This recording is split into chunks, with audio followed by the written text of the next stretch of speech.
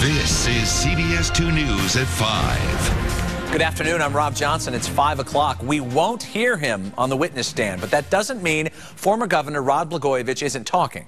Just minutes after his defense team rested in his corruption trial, Blagojevich walked up to cameras and pleaded his case. In the tapes that the government played, they proved, as I said all along, that I did nothing illegal. In fact, they proved that I sought the advice of my lawyers and my advisors. They proved that I was on the phone talking to them, brainstorming about ideas. Yes, they proved some of the ideas were stupid, but they also proved some of the ideas were good.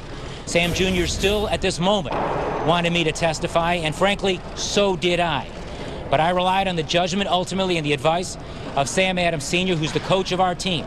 After 49 years of experience, and when we sat in my living room until 11:30 at night on Monday night after talking about this issue right after the government rested their case and finalizing the decision almost up until midnight Monday night, Sam Adams Sr.'s most compelling argument, and ultimately the one that swayed me, was that the government, in their case, proved my innocence. They proved I did nothing illegal, and that there was nothing further for us to add.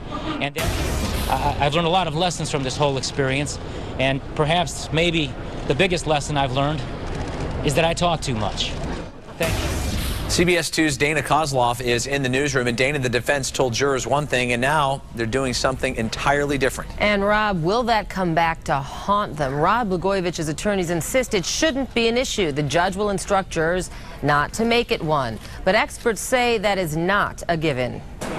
Sam Adams Jr. isn't backing down when it comes to keeping the former governor off the stand, even though he wanted to put Blagojevich on it. The governor told you what my honest belief is, that yes, he should go on, but we are not in the business here of pleasing people. We are in the business of defending a client the best way we know how. But telling us is one thing. How are jurors going to take this reversal? Did I get up in my opening statement and tell them he was going to testify? Yes, I did. Did I believe at the time that I said that he was going to testify? Yes, I did. Have times changed? They certainly have. The basis for his statement that we were going to testify, the defendant was going to testify, and the basis for the defendant running around the country, as you said, Phil, saying he's going to testify, is because the government told us they were going to call all these people, and they never did. Certainly the shift is open to interpretation. What I think is different in this case, in so many cases, and really the unanswered question is, will the jury hold that against him? And former federal prosecutor Patrick Collins, who led the government's case against George Ryan, says he can't answer that. So yes, it could be a factor once they're behind closed doors.